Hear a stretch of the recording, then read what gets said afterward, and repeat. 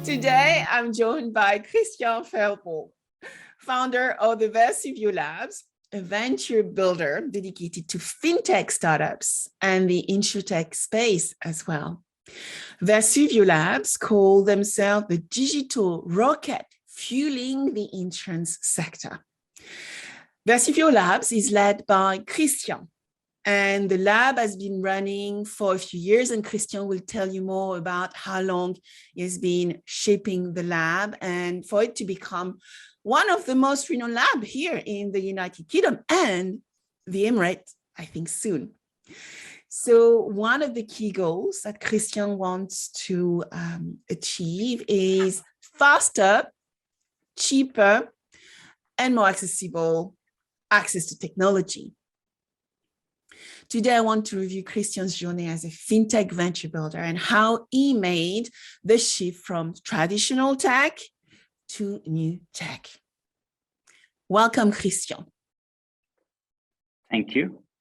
Light went off in this room while you were talking, but I hope you can still see me. Thank you so much for the introduction. I can see you very well. No change online from my side, actually, Kristian. No problem at all. So I want to hear about who is Kristian. When did you decide to move in the venture building world? Tell us about, what excites you, and what brought you from maybe old world to new world today. Okay, so I think in terms of being a venture builder, I've always been interested in new things, in startups and in tech. I think for most of my career, I traveled, lived in different countries, and I worked for other entrepreneurs. And that's what I enjoy doing. That's what I'm good at doing. I'm good at understanding what someone is trying to achieve and to help them do that. So I did that as a job. I did that as a consultant and as a person who are involved in a number of different things, and eventually decided that I wanted to turn that into a business, into a lab. I wanted to create an ecosystem where we were able to work with many entrepreneurs and help them execute on the great ideas that they have. So that was the idea. That's how it became Vesuvio Labs, a business. It was all about finding great people with great ideas that perhaps do not have the technology expertise to execute on those ideas, and then see if we could partner with them and create great companies together. So we started that about company had been running for a while before that, but probably 3 years ago was when you could say we became what we are today. That's wonderful. And how many people do you have on your team today, Kristian? I mean, we are growing quite a bit. I would say we are something around sort of 60, 65 people today. I think we're looking at adding about five people a month in the next probably year. So it's growing. It's growing at a good pace. Congratulations! Very pleased for you. So Thank you. Tell us a little bit more about your business model. So I mean, obviously, as a venture builder, what you effectively do is that you take some degree of risk in the projects, in the clients that you work with. So that means that someone comes to us very early in their journey, and they do not necessarily have a whole lot of business there yet, and certainly they don't necessarily have a capital. They haven't been out there raising money yet, So what we try to do is get involved in that very, very early stage, and we invest in those businesses through our work. So you could call that sweat equity. So we invest in helping those companies get to that stage where they have launched their first version of their platform and starting to generate some turnover for their businesses. That's the stage where traditional investors like to get involved, but there's not a whole lot in that phase before that. We particularly like to find entrepreneurs that are very experienced in their domains. So in insurance or other aspects of financial services, they know something about some part of that value chain, and they know how they want to change that, improve that, disrupt that. And we can then help build the technology infrastructure around that. So that's the model. Of course, when you're working like us on 15 projects at the same time, there's also a lot of commonality between them. There are lots of things that each of them will do. And what we try to do is develop technology in a way that there is a greater degree of reuse between the different ventures that we have. We work very hard on creating a shared baseline infrastructure that everyone can benefit from, therefore reducing the risk of getting it wrong and the time to market. So the model is really around that, is to say, how do we create a shared environment or a shared synergetic technology infrastructure that allows us to share some of the learnings and some of the repetitive stuff that everyone have to do, while still protecting the things that are making them unique. But most of these startups, I would say 60, 70, 80% even of what they build is not unique at all. It's the same stuff. So they spend an enormous amount of time and money building something that is the same as everyone else, rather than spending their efforts on the thing that actually do make them unique and potentially competitive. So that's what we are trying to do. And I think when you talk about being able to industrialize, because that's what you are doing, Kristian, industrializing the delivery and the shaping of the core components of, and that is my next question to you, probably an InsurTech, you said a FinTech venture, you are able to replicate the core components, but then what makes the difference is how you combine those components together. It's a bit like the pizza slices and whether you have pepperoni on it or not. And then it's about the value proposition, how you serve your customer and deliver against your customer value, right? Am I right, Kristian? Yeah. Well, absolutely. I think that's the what we are trying to achieve, is to allow people to focus more on the toppings, to use your analogy. We provide the base, and they decide whether they want to put pepperoni or something else on top. And I think that is absolutely the way of the future. We can see how much of a competitive advantage it is for our businesses to be part of that shared infrastructure.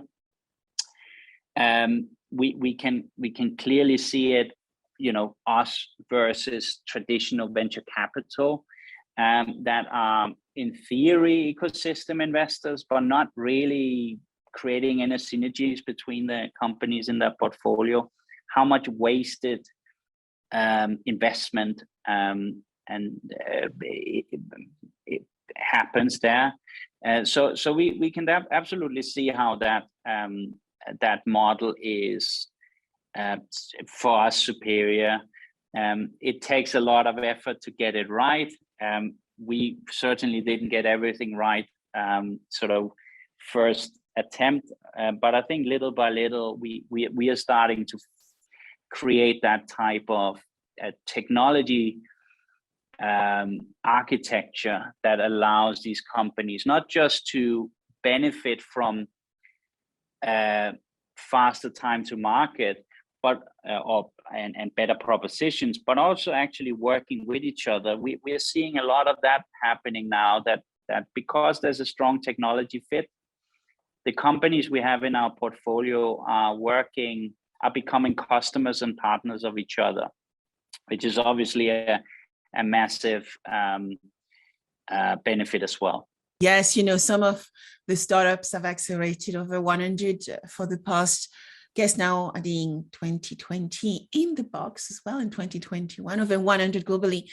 And that is where the value comes. It's not for the startups to actually stay alone and try to drive their deals as a single organization for the corporate, right? Targeting the incumbent.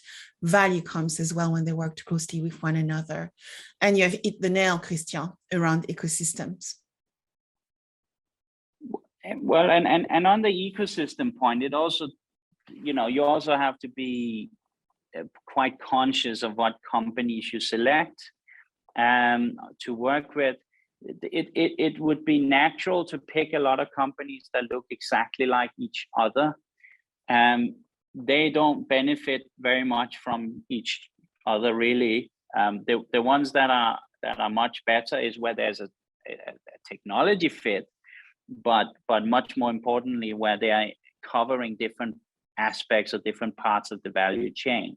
Because then suddenly you are able to launch a business that already have a route to market, that already potentially have customers, because other companies you work with are already a little bit further, and they can actually benefit from this new proposition or this new technology that you're bringing into the ecosystem.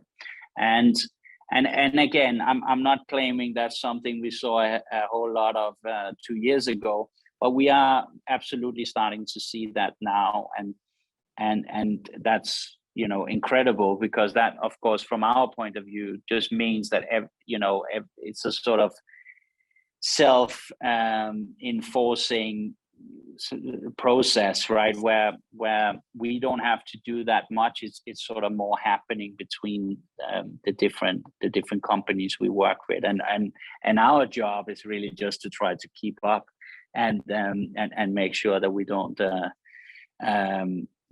that we are resourcing things properly, that we have that we are researching the different technology solutions and trying very hard to help them also access new markets potentially, which is another thing that we spend quite a bit of time on. So how many companies have you helped build, Kristian? So at the moment I think we have investments in 11 companies. We have a handful more that are not, that we don't have, where we are not, owners, just technology partners. So if I say something around about 15 businesses is probably the right number.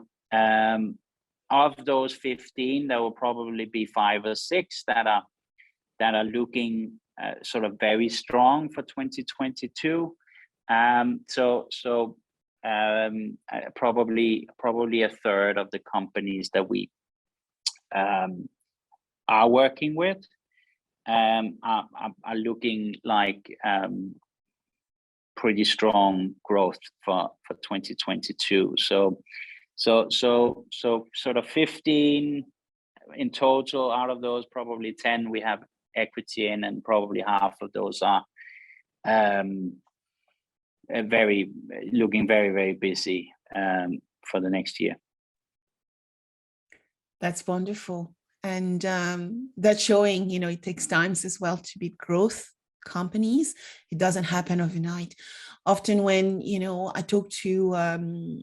when I talk to university student MBAs, entrepreneurs wanting, people going into an entrepreneurial and innovation degrees who actually want to build their venture, they think, they can become entrepreneurs and founders. For sure, you can become that overnight, but it takes time to build growth ventures. It takes years often. So you have to be prepared to actually learn through the journey. What's that really mean to build a growth venture? It's pretty rare, actually, that some, like any of the ones that are really looking like they're about to take off, and some has. It's pretty rare that they start out like that. They go through all sorts of ups and downs and twists and disappointments and arguments with co-founders and investors, and there's all sorts of things that you don't hear about. You just read this headline that somebody's raised a lot of money, and you don't hear or read about the 3 or 4 times that they made it nearly there and it fell through, and there was all sorts of challenges around that. And I would go so far as to say that probably the most important attribute of this would be surprising. The most important attribute that I find with these entrepreneurs is tenacity and patience. There's this idea that you should fail fast. No, you should work and work and work until you succeed. And there are some people that are willing to go through all of that pain to be successful, and you don't read much about that, but clearly when you look at our group of companies, what do they all have in common? The ones that we see making it, it's just incredible work ethic, tenacity, and believe in themselves, even though they're going to be faced with many rejections and obstacles and difficulty. Believing in oneself, resiliency, and being able to adapt regularly is what I hear from your 3 pillars, actually, Kristian. So can I ask you, what has been your ups and downs? What have been your ups and downs building Vesuvio Labs? Oh, I mean, we still have ups and downs. I mean, we are effectively a never-ending startup of startups. So clearly, we're going to have a lot of ups and downs. I think if you look at really back, I've had plenty of ups and downs myself pre even setting up this company. But when you try to set up a business like this, suggesting that you should be a technology partner for other people, whether that's startups or incumbents, but you have nothing. You have yourself, you have no technology platform, you have no staff, nothing. That's pretty much uphill, right? So I would say that the first year, there were not that many people answering my emails or phone calls or that kind of stuff. So it took quite a long time before I sort of started to get a little bit of traction. So there were plenty of downs there. I think, again, like a lot of people that are trying to set up a business, in my family, there was some quite serious health issues at exactly the wrong time. When you're trying to start a business, you don't have any real resources, everything hangs off yourself, and then trying to look after other people as well is pretty tough. I had a young family, like two kids. And then finally, when I thought, okay, we're starting to get it all together, COVID happened. And of course, with a company that is based on startups, and most of those startups were in an early stage, funding became, literally overnight a problem, right? So because nobody had any access to any investors or all the kind of business that they were expecting didn't happen, and that was kind of across the board. So it became quite a tough time in there. So plenty of ups and downs. I would say though, we chose, as in Vesuvio chose, rather than scale down the business, that the best option for us was to work harder and be much more aggressive. It worked out well for us, but clearly it was not without some effort. We came out of this sort of COVID twice the size, a lot more clients, obviously still struggling with cash flow, but that's effectively the thing that we are carrying into 2022 now, and I'm happy that we did it, but it was clearly not without some effort. So we kind of go through a lot of the same thing that our ventures go through. Just instead of being 3 people, we are 50 people. Instead of working on 2 projects, we're working on 20.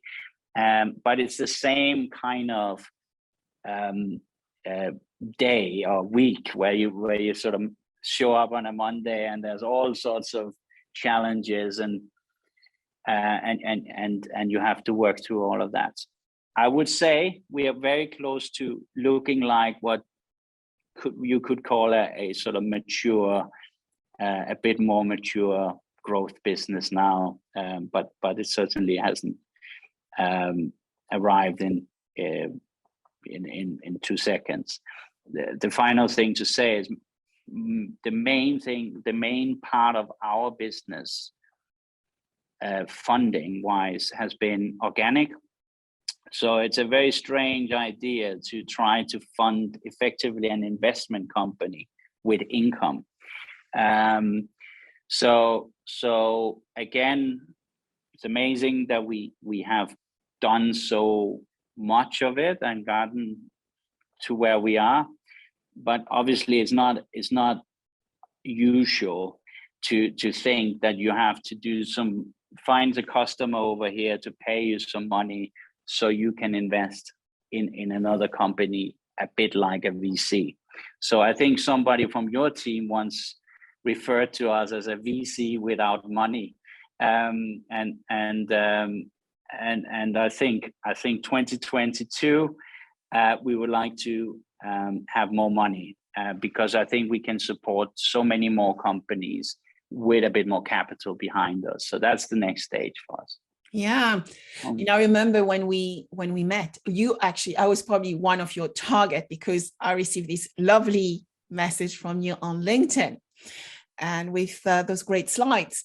I said, okay, let's have a chat. That was probably 2 to 3 years ago. And look at us. Now we are chatting. We are looking at how we can do things together.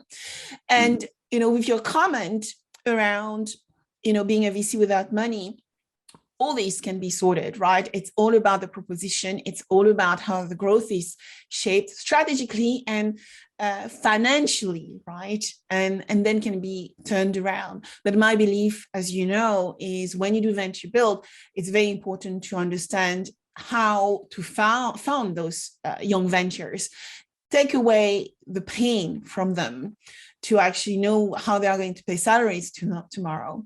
So it's very important to align the two. And as you know, happy to help when we are ready for that. So what are the market trends you're riding on today, Kristian? I mean, there are many, right? I think there are many different things that are going on. We, if you just kind of rewind a little bit, initially, certainly in insurance, it was nearly all personal lines, and most of it was sort of pure distribution.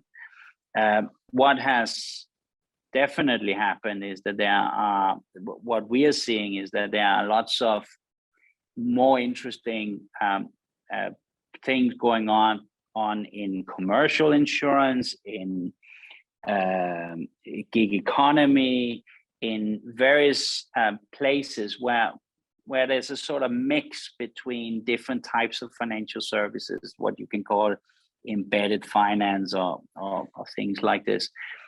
So definitely quite a bit of that. I also expect a lot from sort of infrastructure, supply chain type infrastructure that are connecting different players and different propositions, data providers, and so on. They need an infrastructure to talk to. So you could say the equivalent of open banking, but for insurance. I think there's a lot of potential for that, and clearly it's an area we would like to be part of. We have not yet gotten that involved with crypto or blockchain.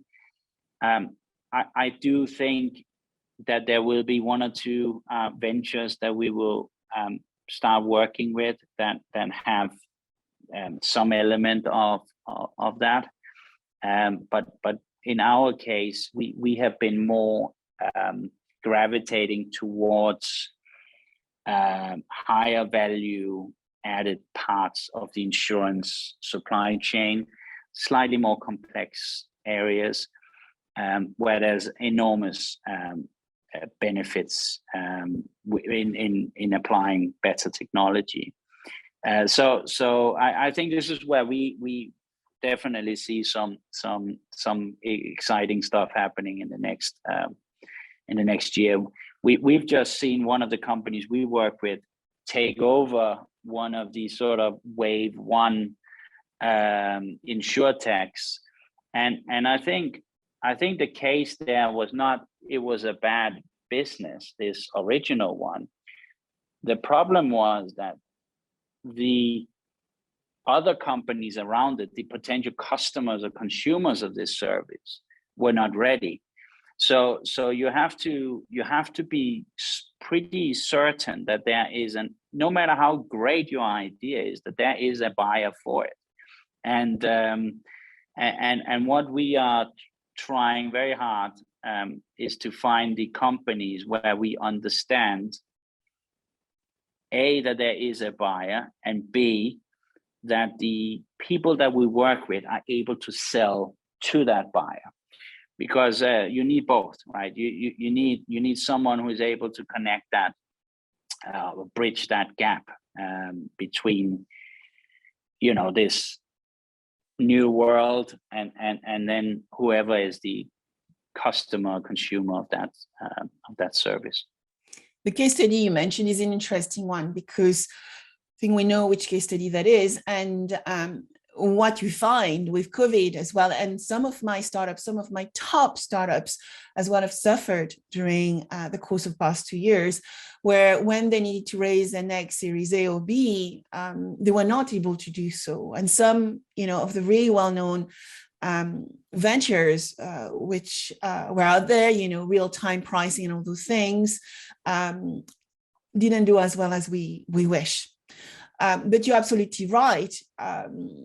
There's a timing, for sure. There's technology, there's a timing, and then being clear around the customer target once is going after, which actually takes me to when you look at your world, Kristian, what are the key pillar of growth you actually talk to your ventures about all the time? We talked about technology, right? We talk about the behavior, resiliency, being forward thinking, and actually one needs to always think laterally, right? To solve some of the biggest problem we are seeing in our industry.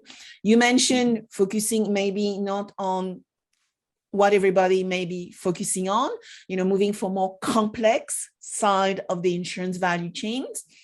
What else? What else should we think about when we look at venture building successfully to build sustainable growth?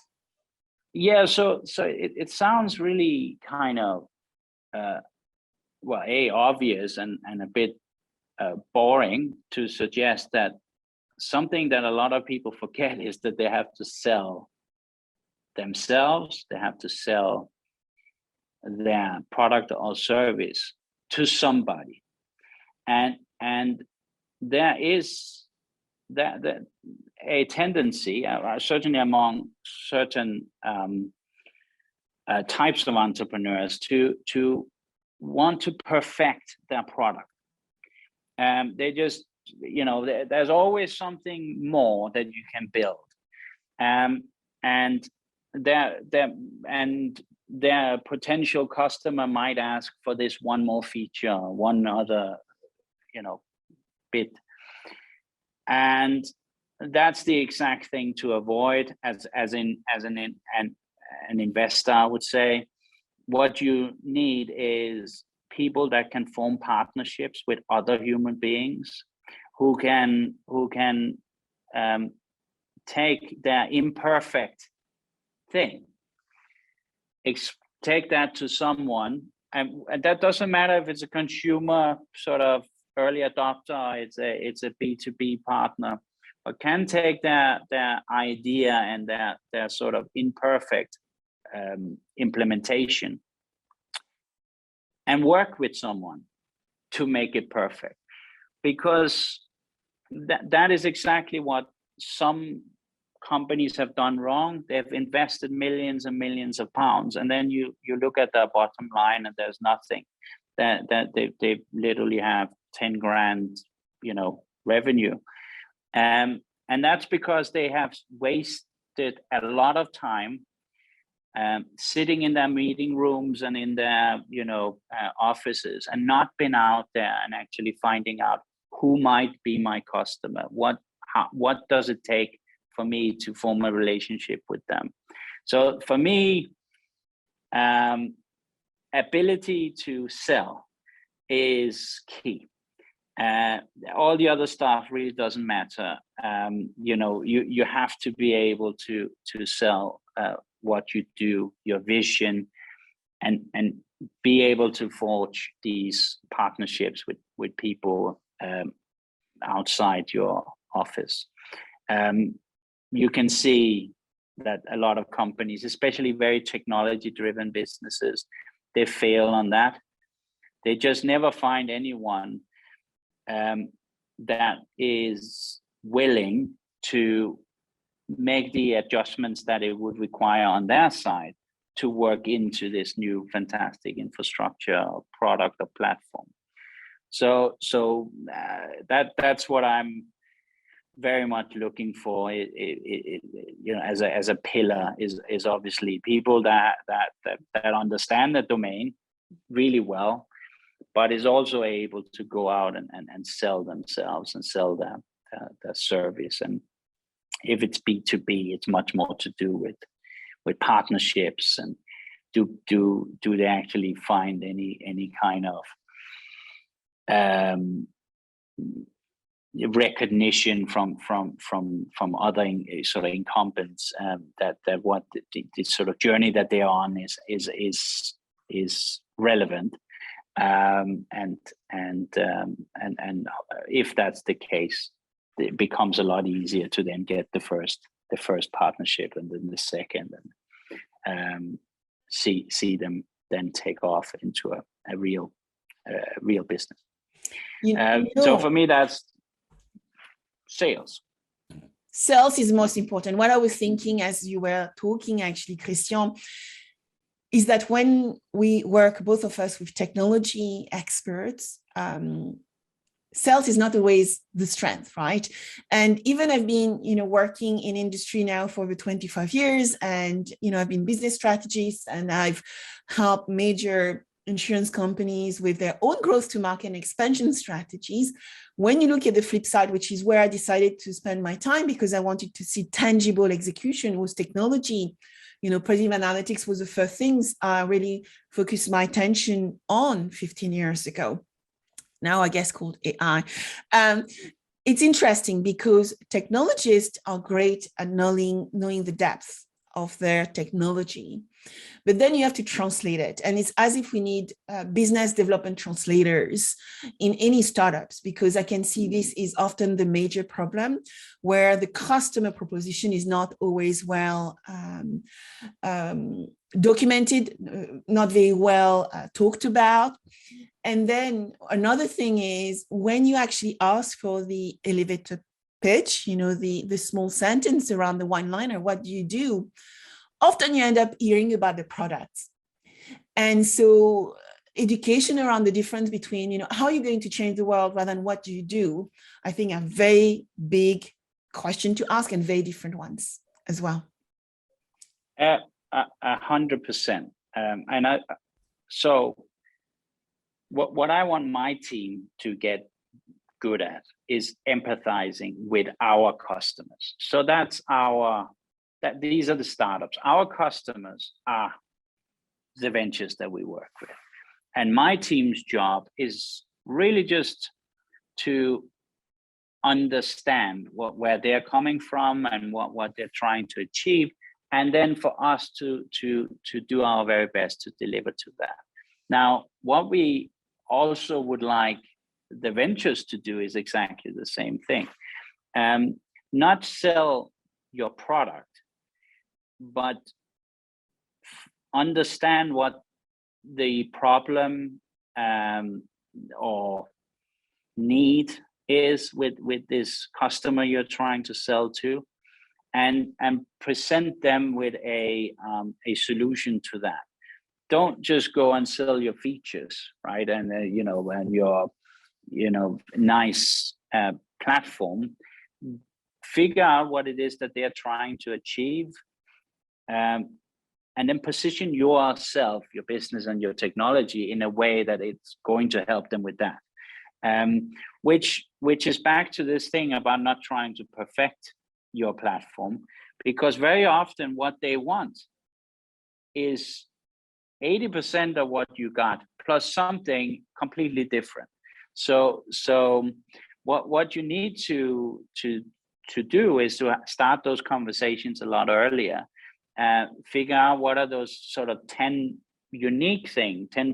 of unique things that you have to do to address this particular partner or customer segment or whatever it is. So your platform or your service is able to really address their needs.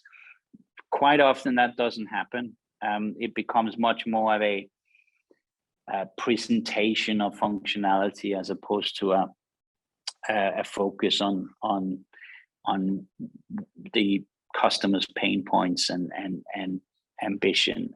I was really excited actually the other day, if I may name drop something. Distribine, one of the companies that we have gone through quite a long journey with, because it's quite a technical platform, and it can fall into that kind of into that gap of perhaps being presented overly in an overly technical way. We had an event the other day, and one of the early customers, a very large customer of Distribine, presented to other potential customers why they like the platform and what it's going to do for their business. And it was really exciting how they were talking about how it was an enabler to their business and what they could do with it as a business. They didn't actually talk about uploading a spreadsheet and setting up some rules. they talked about how it's going to allow them to do more business, process more business faster, you know, that type of stuff. And that's what we need to encourage with all our ventures, that the focus becomes, you know, the technology is sort of less significant in that sense. It's all about how it enables people to do something more or better. Yeah, I often say to my ventures, there are 3 questions you need probably to answer regardless of technology you're implementing. How are you going to help me grow my business, so acquire new customers or expand to new markets? How are you going to help me retain the existing portfolio of customers? And then the last one is efficiency. How are you going to help me save cost? Faster, cheaper, better. And so, you know, on this note, Kristian, what are your last words of wisdom? I wanted to ask you so many more questions around sustainability and, you know, how do you select your teams? How you make sure they respond to tomorrow's agenda, right? Which will be sustainability and ESG. But I'm going to wrap my last question with, what are your last words of wisdom? I'm sure I will need to invite you again. Well, I would love to. My last words of wisdom. So I think you sort of mentioned it yourself, that you know, I don't. So firstly, I don't like business is not just about people, right?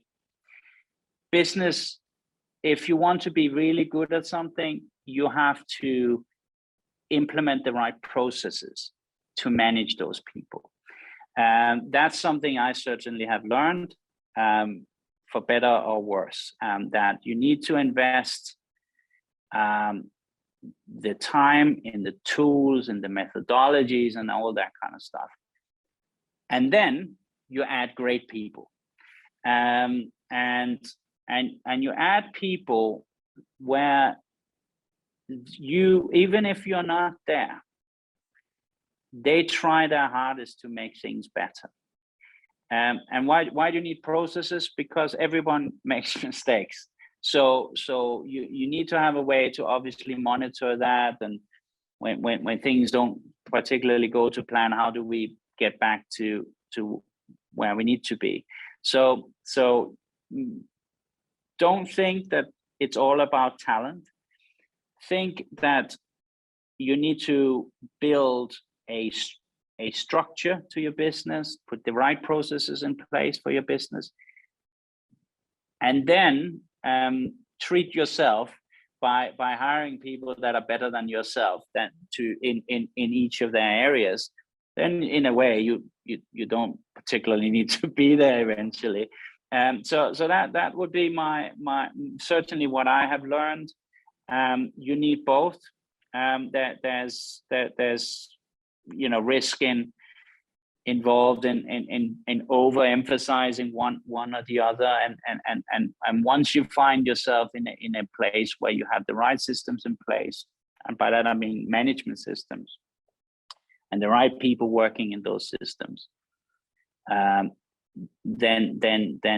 you can sleep well again. It reminds me some old words from my consulting times. First, focus on process, technology, and people. That was, you know, the way we would put things together. And I'm sure you know which consultancy I'm talking about. And then now moving into a sustainable world, it's planet, people, and profit, right? You cannot make the world better if you are not making money, right? It's no-brainer. So it's finding the best way, combining the two. Now, Kristian, I think it's very wise to say that without processes, you can't even know which good technology you can implement to actually optimize and industrialize things, and then find the right people who actually align to your culture and your values to actually help you deliver. But always recruit the best people, definitely smarter people than you. Yeah, but I mean, I have, so just on that, because we are blessed with working with so many entrepreneurs and so many great businesses, we also see a lot of situations where some great people have come together. They haven't invested the effort in actually figuring out the framework for how they're going to work together. Then it doesn't quite work out, and CTO has left to America. They don't know where the source code is.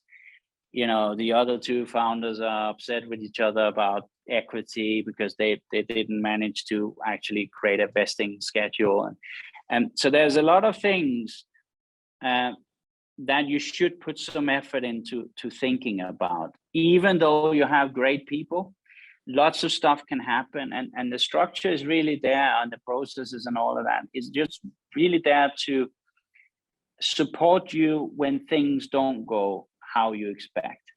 And that's yes, great people, absolutely. But what do you do when something happens? And something happens all the time, right? And it literally happens in every business that we work with. Absolutely. And sometimes that will shut down the company because they can't work out the differences or something that serious has happened. In our case as well, I'm not claiming we never make mistakes. When we're working with regulated businesses, there's a lot of sensitive stuff going on. You're trying to push these boundaries very, very, fast. But at the same time, there's a lot of regulation that you have to be aware of, and that's a delicate balance to strike. And again, you would want to have some tools and some structure, some processes to help you navigate that, so you can utilize your people to the best of their ability without necessarily risking the whole shop in the process. Kristian, I want to thank you very much for your word of wisdom and spending some time with us today. I look forward to sharing your insight with our listeners very soon. Thank you. Thank you so much.